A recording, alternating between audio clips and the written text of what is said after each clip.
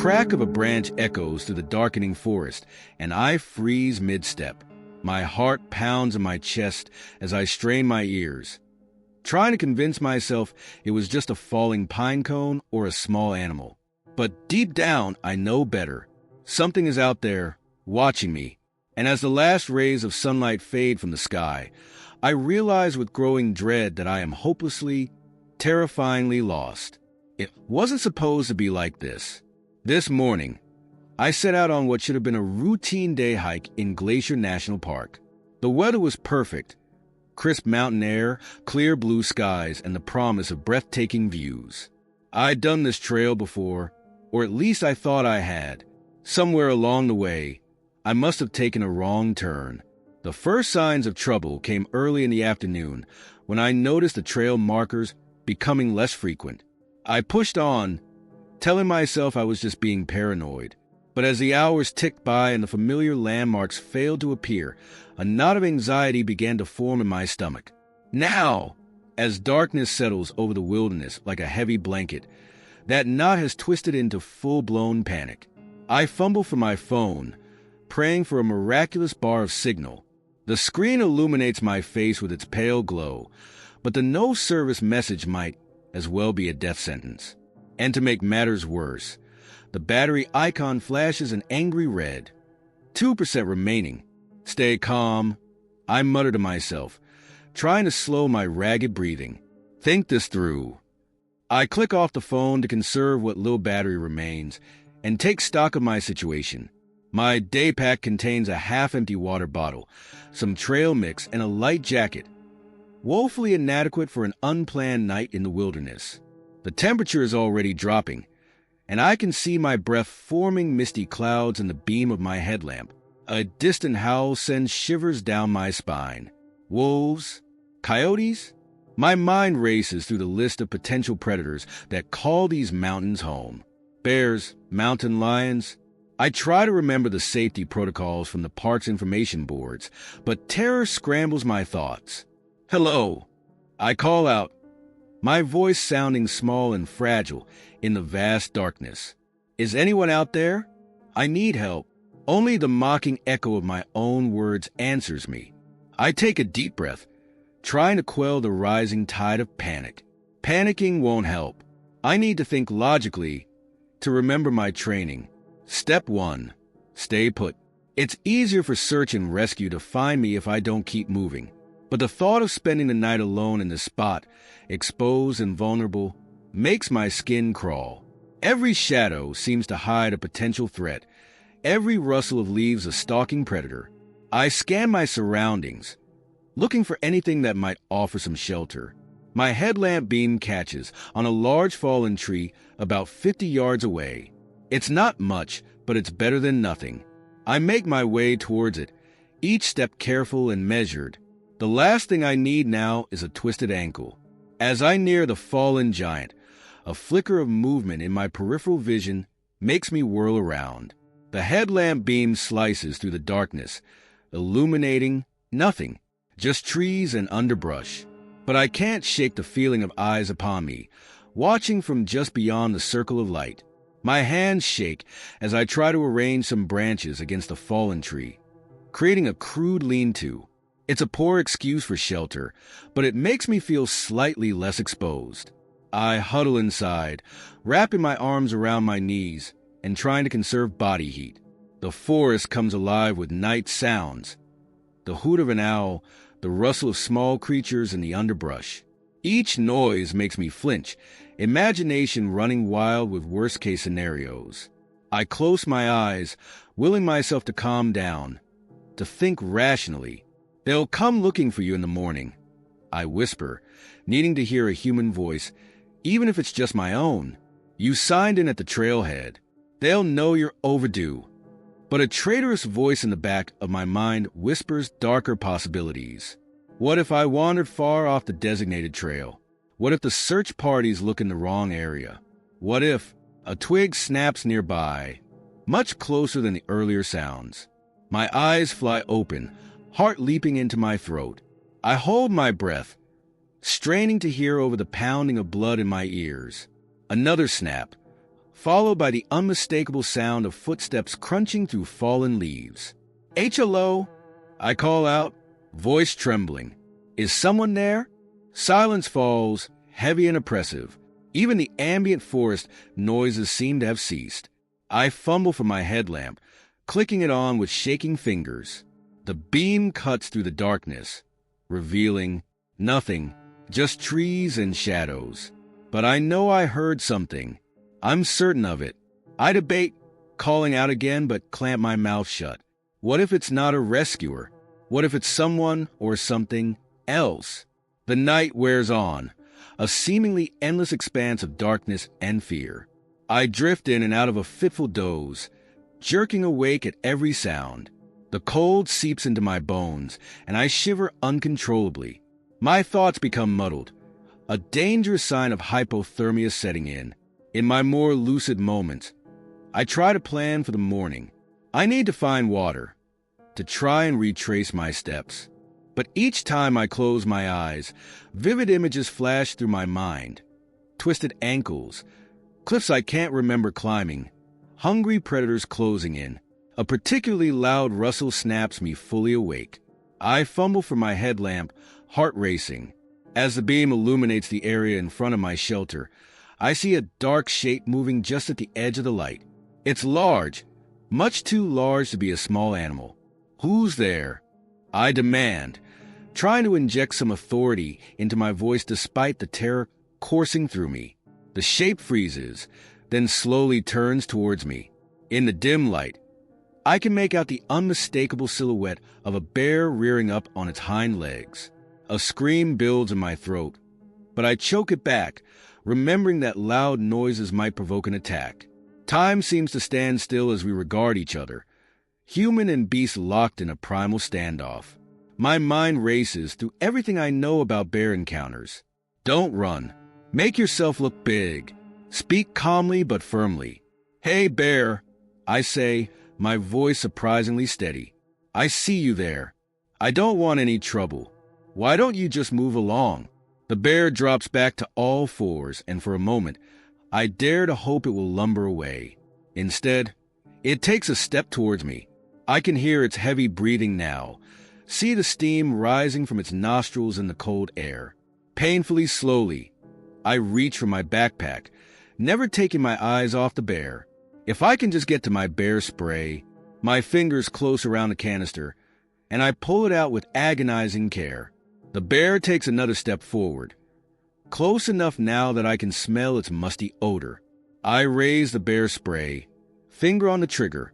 "Please," I whisper, unsure if I'm addressing the bear or some higher power. "Please just go away." As if in answer to my plea, a long, mournful howl splits the night air. The bear's head snaps towards the sound, ears twitching. Another howl follows, closer this time. Wolves. For a heartbeat. The bear seems torn between the new threat and the cowering human before it. Then, with a huff that sounds almost like frustration, it turns and lumbers off into the darkness. I slump back against the tree trunk, body shaking with delayed shock and adrenaline.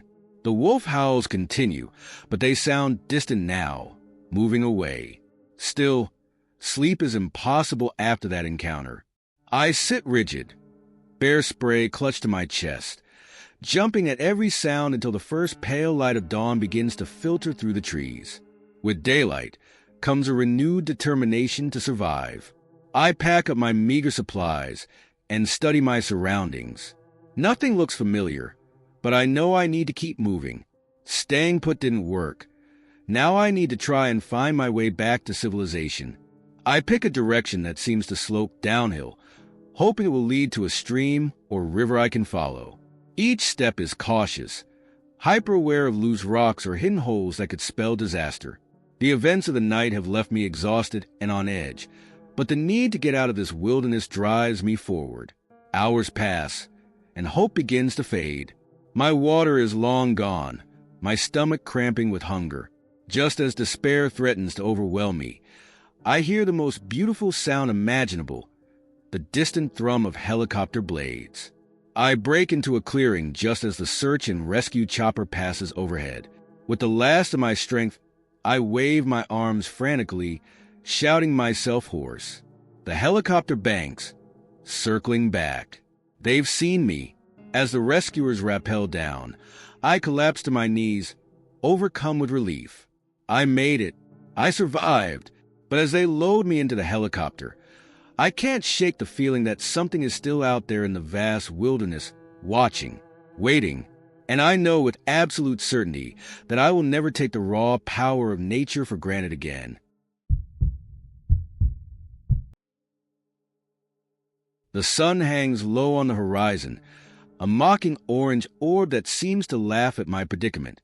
I've been stranded on this godforsaken stretch of desert highway for hours, and the realization is sinking in. I might die out here, baked alive in my own car-turned-oven. As I squint at the shimmering heat waves rising from the asphalt, a dark figure appears in the distance.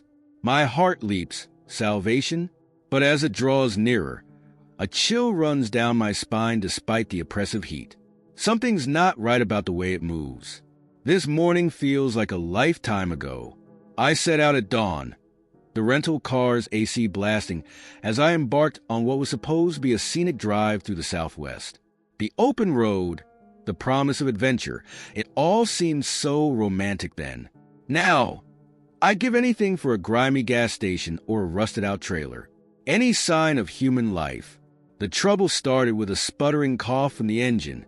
I barely had time to pull onto the shoulder before the car died completely. No amount of turning the key or muttered prayers could coax it back to life. And of course, there was no cell signal out here. At first, I wasn't too worried. Surely another car would come along soon. I popped the hood, pretending I had any clue what I was looking at, and waited, and waited, and waited. Hours crawled by. The merciless sun climbed higher, turning the car into a steel and glass furnace. I rationed my water, fully aware that the 3 bottles I had left weren't nearly enough if help didn't arrive soon. Each passing minute seemed to stretch into an eternity. I tried walking for a while, hoping to find a high point with cell reception, but the landscape remained stubbornly, terrifyingly empty. Just endless scrubland and distant, hazy mountains that never seemed to get any closer. After an hour trudging through the oppressive heat, I retreated to the dubious shelter of the car. Now, as evening approaches, desperation claws at me. My tongue feels swollen, stuck to the roof of my mouth. The remaining water is warm and tastes of plastic, but it's all that's keeping me going. I played out every worst-case scenario in my head 100 times. Dehydration, heat stroke, coyotes. The vivid imagination that serves me so well in my writing career has become a liability, conjuring increasingly gruesome fates. That's when I spot the figure.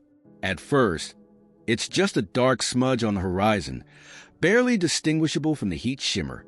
I blink hard, convinced it's a mirage, but it remains, growing slowly larger.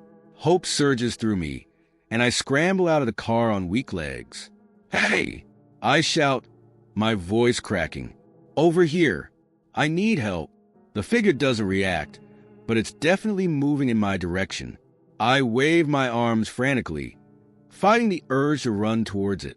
Better to stay with the car, I reason. Easier to be found. As it draws nearer, details slowly come into focus. It's a person, definitely a person, tall and lean.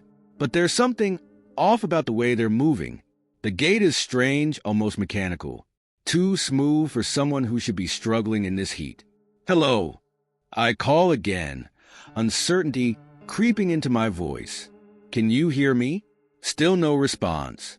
The figure is close enough now that I can make out more. It's a man, I think, dressed in dark clothes that make no sense for the desert. No hat, no water bottle. How is he even surviving out here? He's maybe 50 yards away when the wrongness of his movement really hits me. Each step is identical, a perfect, rhythmic pace that never falters. No one walks like that, especially not in these conditions. A chill runs down my spine despite the lingering heat. "Sir," my voice comes out as a hoarse whisper. "Are you okay?" 30 yards now. I can see his face, or rather, the absence of distinct features. It's like looking at a blurred photograph. My mind reels, trying to make sense of what I'm seeing. 20 yards. He shows no sign of slowing, no sign of acknowledging me at all. Panic explodes in my chest. I scramble back into the car, fumbling with shaking hands to lock the doors. Part of me screams that I'm being ridiculous, that I should be grateful for any human contact. But every instinct is shrieking danger. 10 yards. I can see him clearly through the windshield now. His movements are smooth, too smooth, like a puppet on strings. His face. I don't want to look at his face. It shifts and blurs when I try to focus on it, like trying to see through muddy water. He reaches the car, stops, turns his head to look directly at me.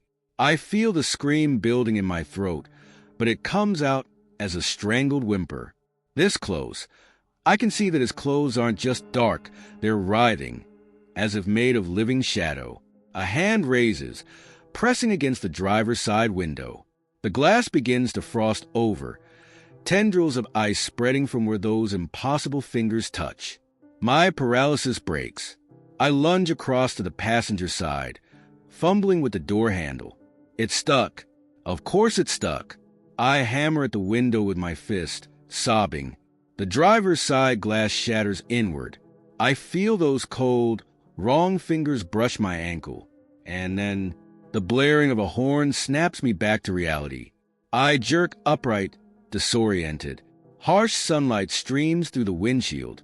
A battered pickup truck is pulled up alongside my car, the driver leaning out his window with a concerned expression. "You all right there, buddy?" he calls. "Looked like you were having one hell of a nightmare." I blink rapidly, my heart still racing.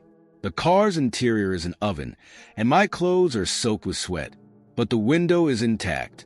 There's no sign of frost, no dark figure, just the empty desert and this grizzled good Samaritan. I managed to croak out. Car broke down. I've been out here for hours.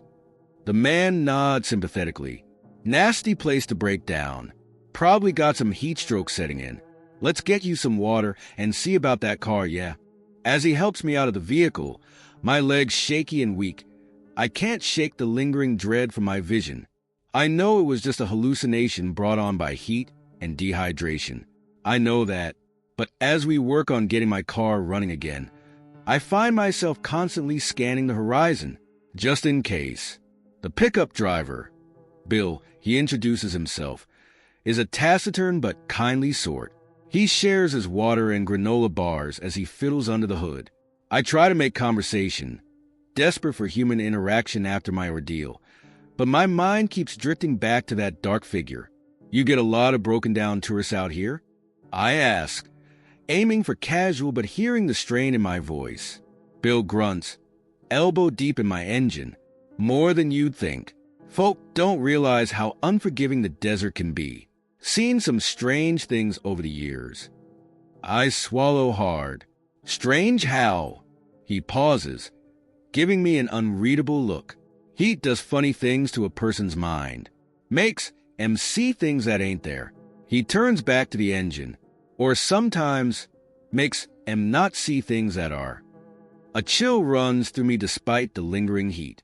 "What do you mean by that?" Bill is quiet for a long moment, and I'm about to repeat the question when he speaks again. "My granddaddy used to talk about spirits out here.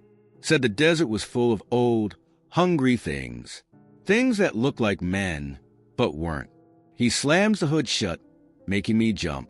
"But that's just old superstition, you know?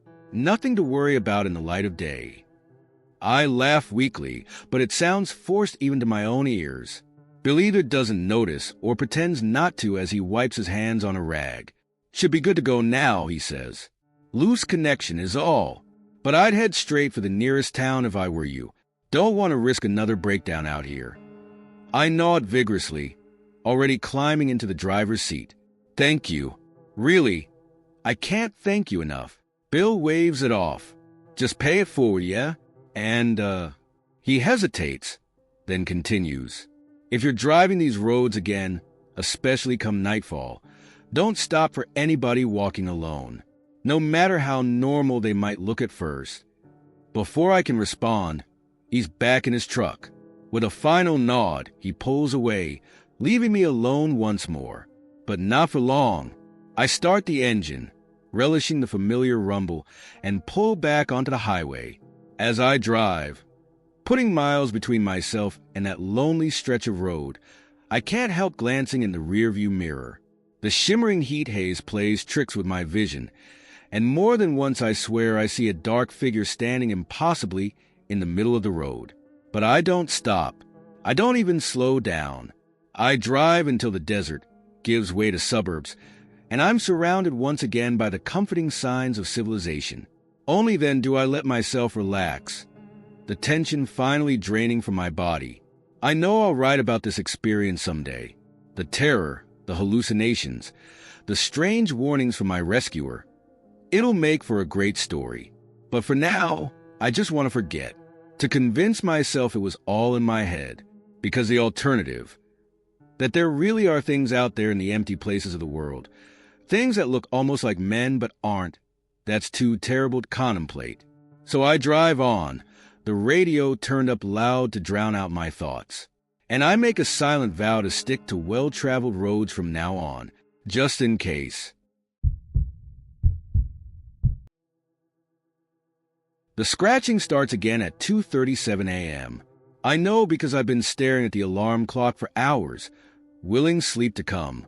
But in this isolated cabin, miles from civilization, sleep feels like a luxury I can no longer afford. Not with those sounds. Not with what we found in the attic. And certainly not now that I'm starting to question everything, including the person lying next to me. It wasn't supposed to be like this. When Jess suggested a romantic getaway to celebrate our 3rd anniversary, I jumped at the idea. Both of us had been working overtime for months, barely seeing each other except for bleary-eyed kisses in the morning and collapsed dinners in front of the TV. A week alone in a cozy cabin sounded like paradise. The drive up had been beautiful. Winding mountain roads, forests ablaze with autumn colors. We sang along to old road trip playlists, laughed at inside jokes, and felt the stress of the city melt away. When we finally arrived at the cabin, nestled in a clearing and surrounded by towering pines, it seemed perfect. Rustic charm on the outside, modern amenities on the inside. The owners had even left a bottle of wine and a welcome note. That first night was everything we'd hoped for. We built a fire, opened the wine, and reconnected in ways we hadn't in months. As we lay tangled in soft sheets afterwards, listening to the wind in the trees, I remember thinking how lucky we were. I should have known it was too good to last.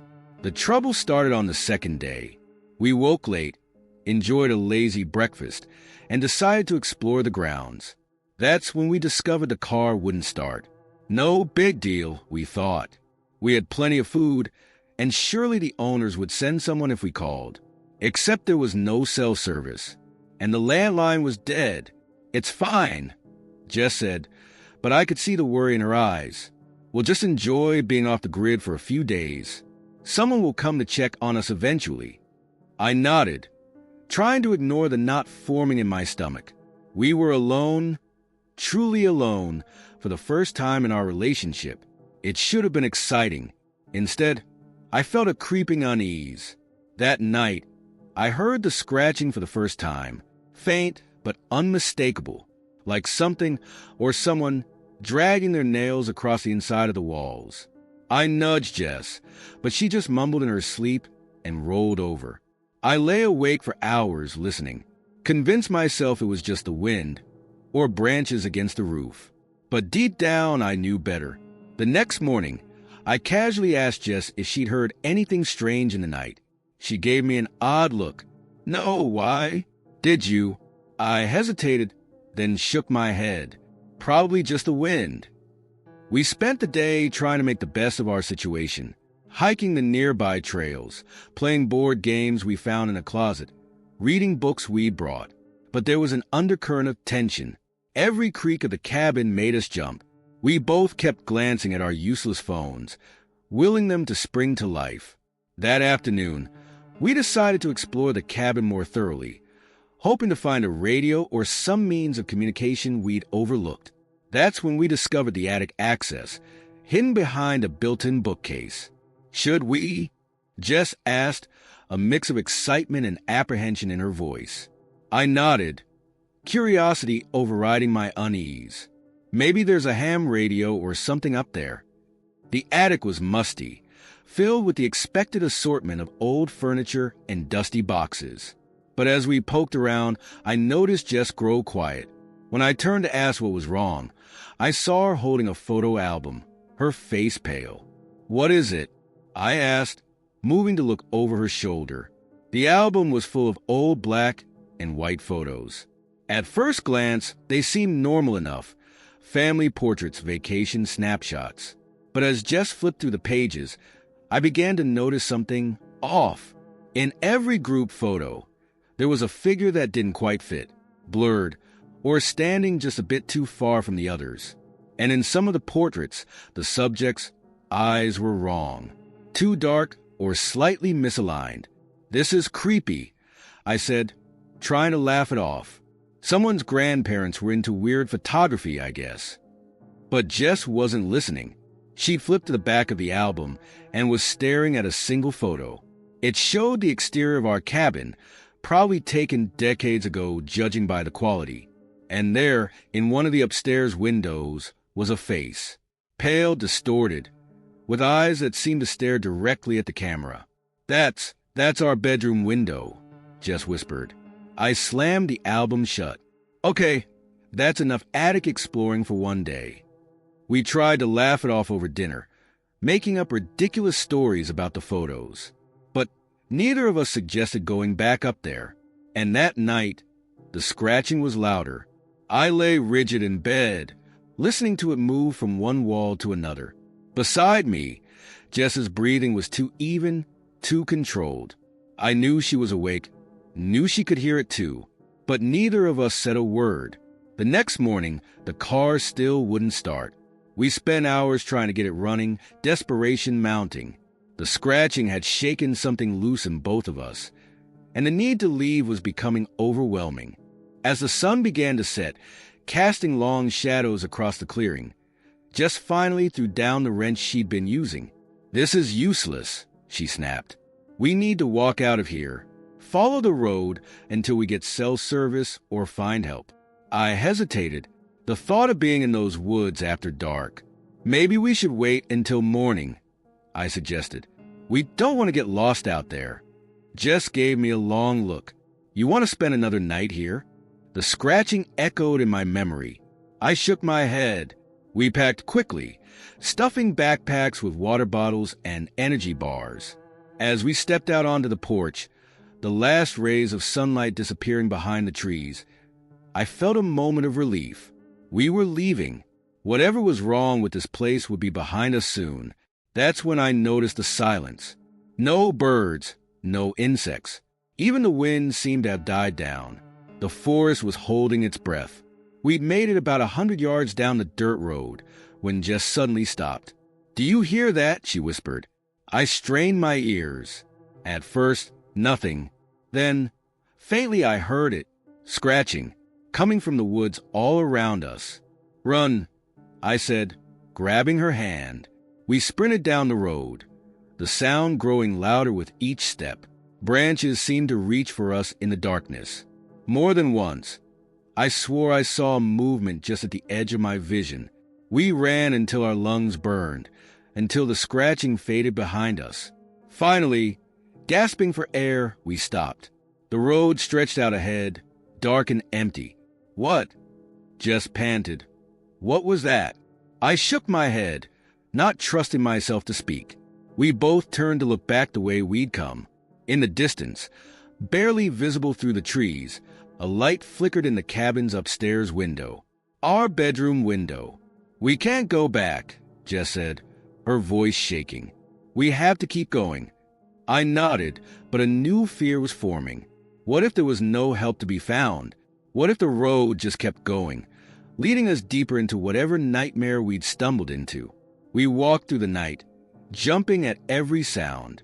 As the sky began to lighten, we heard the most beautiful sound imaginable, a car engine. We flagged down the surprised driver, spinning a story about our car breaking down and getting lost in the woods. As we drove away, I couldn't help but look back one last time. The trees parted for just a moment, giving me a clear view of the cabin.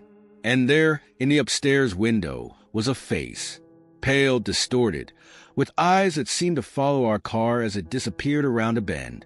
We never spoke about what happened that night, never tried to explain the scratching or the photos or what we saw in the woods.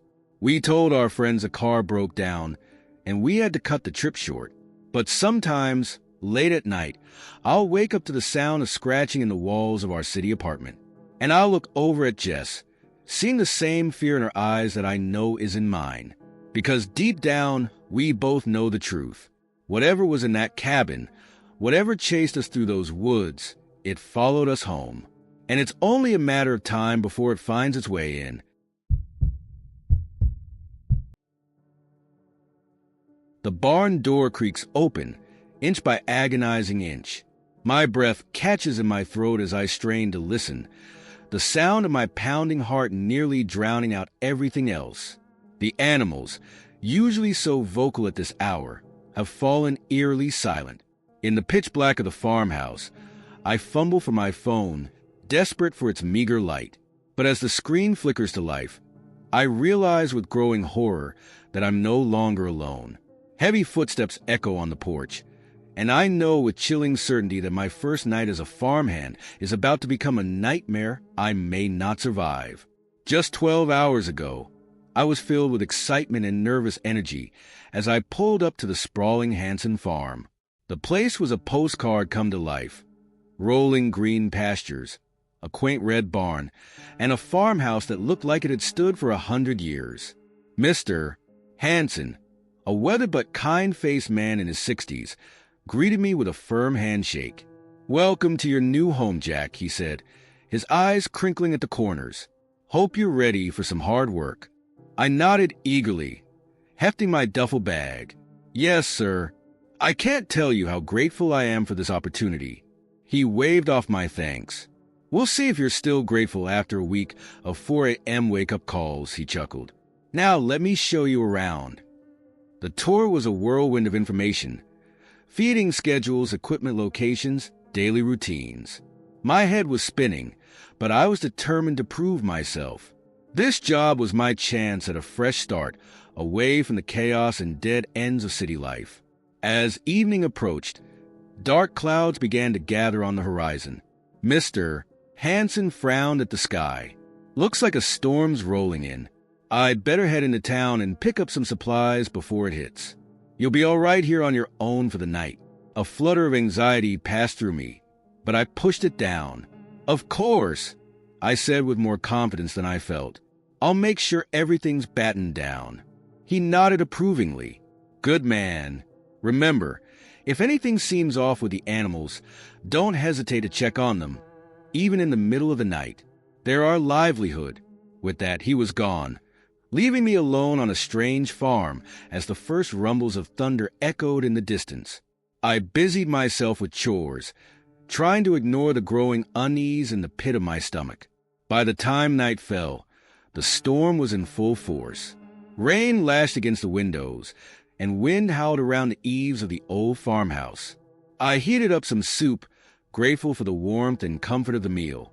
As I was washing up, the lights flickered once, twice, and then plunged the house into darkness.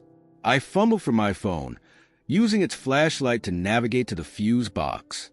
But no amount of flipping switches brought the power back. "Great," I muttered. "Some first impression I'm making." I made my way back to the kitchen, deciding to turn in early. Maybe things would look better in the morning light. That's when I heard it, a long, low moan coming from the direction of the barn. My first instinct was to ignore it. Surely it was just the wind or an animal unsettled by the storm. But Mr. Hanson's words echoed in my mind. "If anything seems off with the animals, don't hesitate to check on them." Swallowing hard, I grabbed a flashlight and raincoat. The short walk to the barn felt like miles, rain pelting me from all sides. As I approached, another moan drifted out, this one more urgent. Heart pounding, I pushed open the barn door. The smell hit me first. The usual farmyard scents, but with an undercurrent of something metallic and wrong. My flashlight beam swept across the stalls. Most of the animals seemed agitated, pacing or huddled in corners. "Hey there," I called softly, trying to sound soothing. "Everything okay in here?" A horse whinnied in response, the sound tinged with fear. I moved deeper into the barn, checking each stall.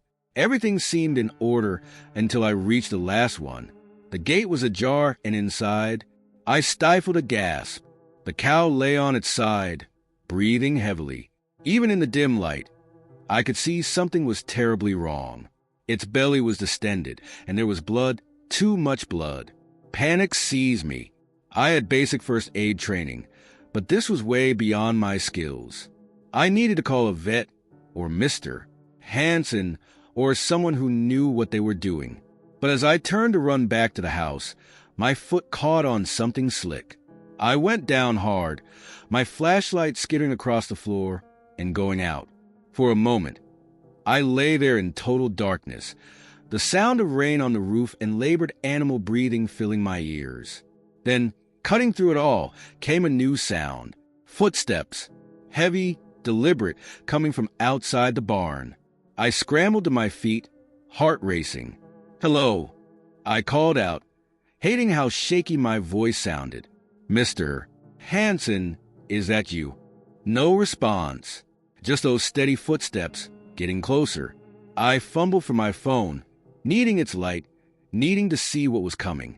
But my hands were slick with what I now realized was blood, and the phone slipped from my grasp, clattering to the floor.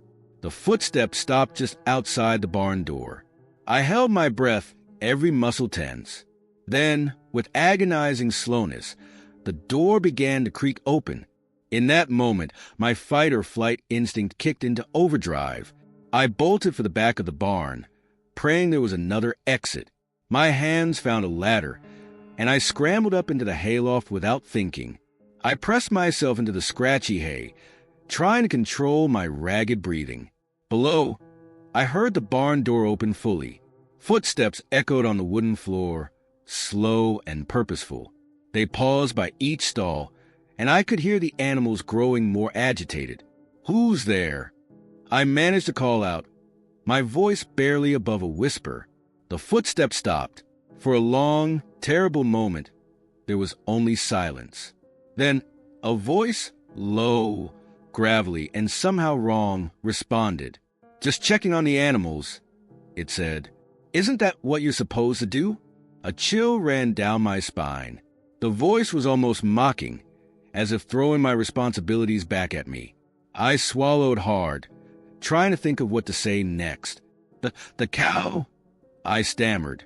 "In the last stall. It needs help." A dark chuckle drifted up to my hiding spot. "Oh, I know. I'm here to help." The footsteps resumed, moving towards the injured cow.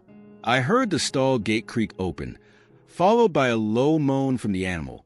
Then came a sound that turned my blood to ice, the unmistakable noise of a blade being unsheathed. "No!" I shouted, forgetting my fear in the face of the animal's distress. I scrambled down the ladder, nearly falling in my haste. As my feet hit the floor, a flash of lightning illuminated the barn. For just a second, I saw the figure standing over the cow, tall, unnaturally thin, with limbs that seemed too long. And its face? I'll never forget that face, if you could even call it that. Pale, featureless, save for a wide, lipless mouth filled with jagged teeth. I stumbled backwards, a scream building in my throat. The figure turned towards me, that horrible mouth stretching into a grin. "Didn't your boss tell you?" it said, its voice like gravel. "Sometimes, helping means ending the suffering." I ran, out of the barn, into the raging storm. Rain lashed at my face, but I didn't slow down. I could hear it behind me, those heavy footsteps somehow keeping pace despite my panicked sprint. I reached the farmhouse, fumbling with the lock. Just as I got the door open, a hand, cold, rough, and definitely not human, grabbed my shoulder. It's not polite to run from your responsibilities. The thing hissed in my ear. With a strength born of pure terror, I wrenched free and dove into the house, slamming the door behind me. I leaned against it, gasping for air, waiting for the inevitable assault. But it never came. Minutes ticked by, and gradually, I became aware that the storm was lessening. As the first light of dawn began to filter through the windows, I heard a car approaching. Mr. Hanson found me huddled by the door, wide-eyed and shaking. I babbled out my story, fully expecting him to think I was insane. But as I spoke, his face grew grave. "I was afraid of this," he said softly. "It's why I usually stay for a new farmhand's first night. Some things out here, they like to test the newcomers." I stared at him, uncomprehending. What was that thing?" He shook his head. "Best not to name it. But you stood your ground, even if you were scared. That's what matters." He clasped my shoulder. "The question is, are you willing to stay? Knowing what's out there?" I looked out the window at the peaceful farm, bathed in morning light. In the distance, I could see the barn, looking utterly ordinary. But I knew the truth now. This wasn't just a job. It was a responsibility, a duty to stand guard against things that lurked in the shadows. "I'll stay," I said, surprising myself with the conviction in my voice. Mr. Hanson nodded, a glimmer of respect in his eyes. "Good. Now, let's go tend to that cow. She'll be needing our help after a night like that." As we walked to the barn, I couldn't shake the feeling that something was watching us from the treeline. But this time, I didn't let the fear consume me. I had work to do, animals to care for. And if that thing came back, well, I'd be ready. The beam cuts through the fog, a futile attempt to pierce the oppressive darkness that surrounds the lighthouse. I've always found solace in its steady rhythm, a heartbeat in the night. But tonight, something's wrong. The light sweeps across the churning waves, and I see it again, a massive ship heading straight for the jagged rocks. Impossible. The light is on, a beacon warning of danger. Yet the vessel plows forward, oblivious or uncaring. As I reach for the foghorn controls, movement catches my eye. There, at the top of the lighthouse, a figure stands silhouetted against the rotating beam. My blood runs cold. I know I'm the only one here. When I took this job 6 months ago, I thought I knew what I was getting into. Isolation, long nights, the constant assault of wind and waves. But I craved it, needed the escape after everything that happened in the city. The lighthouse keeper's cottage felt like a sanctuary, a place where the ghosts of my past couldn't follow. If only I'd known about the real ghosts waiting for me. The first few months were uneventful. I settled into a routine, finding peace in the rhythmic tasks of maintaining the light and monitoring the radio. The solitude that had initially drawn me here became a comfort. I even started to enjoy my weekly supply runs to the tiny coastal town nearby, chatting with the locals who viewed me with a mixture of curiosity and respect. It was on one of these runs that I first heard the whispers. I was loading up supplies when I overheard 2 old-timers talking in low voices. "You hear about the new keeper? Staying longer than most. Give it time. That place has a way of getting to folks." I pretended not to hear, but their words niggled at me. Back at the lighthouse, I found myself poring over the logbooks left by previous keepers.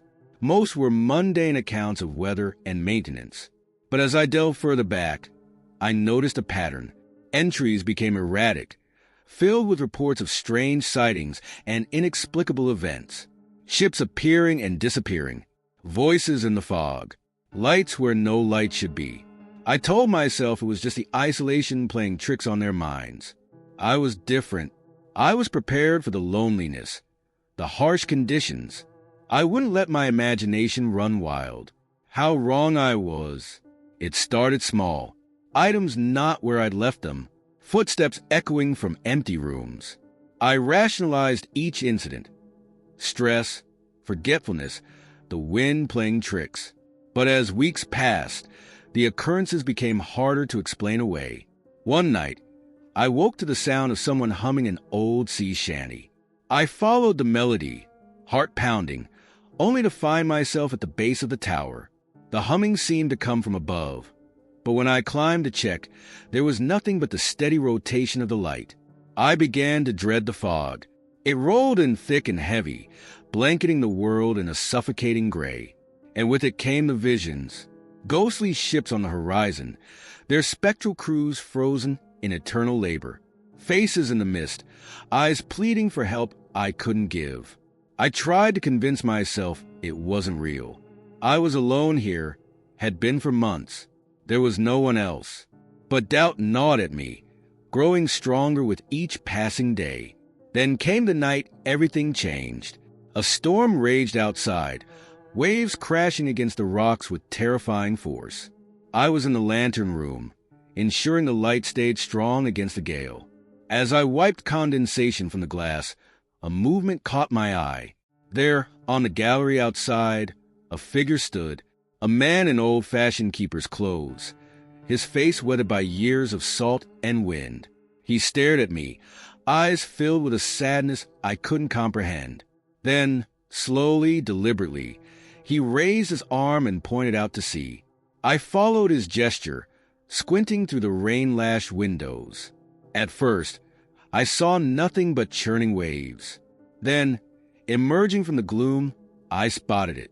A ship, ancient and somehow wrong, heading straight for the rocks. I spun back to the gallery, but the figure was gone. Panic seized me. I had to warn the ship, had to prevent a disaster. I lunged for the foghorn controls, blasting out a warning. Again and again I sounded it, praying it would be enough. Minutes stretched into an eternity as I watched, helpless.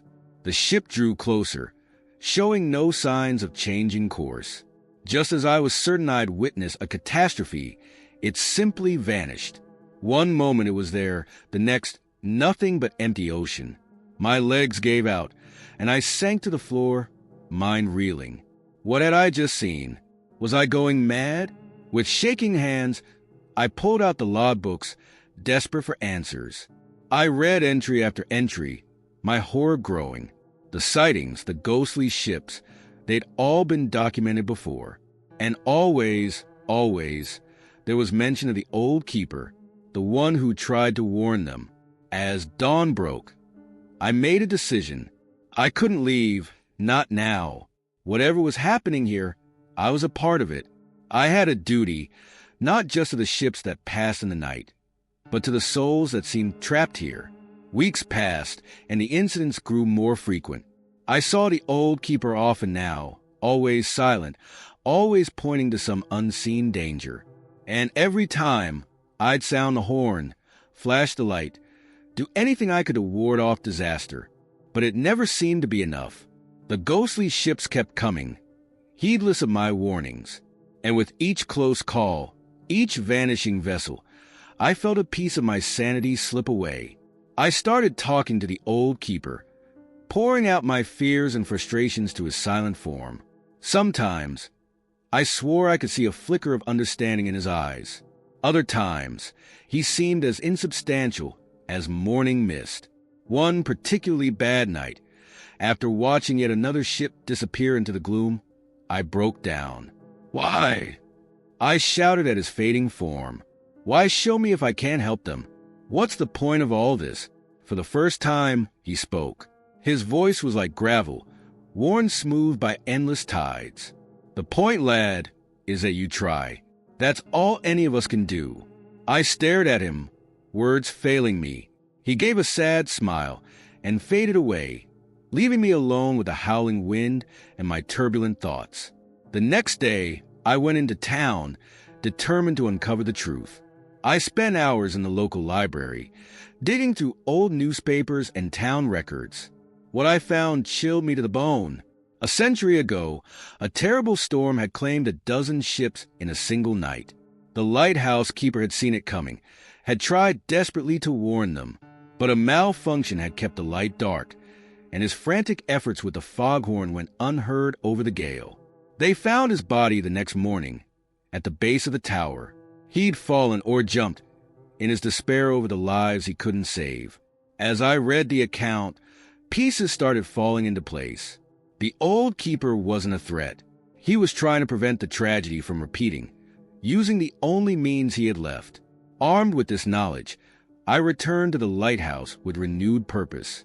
I may not be able to save the ghostly ships, eternally reliving their final moments, but I could honor the old keeper's memory.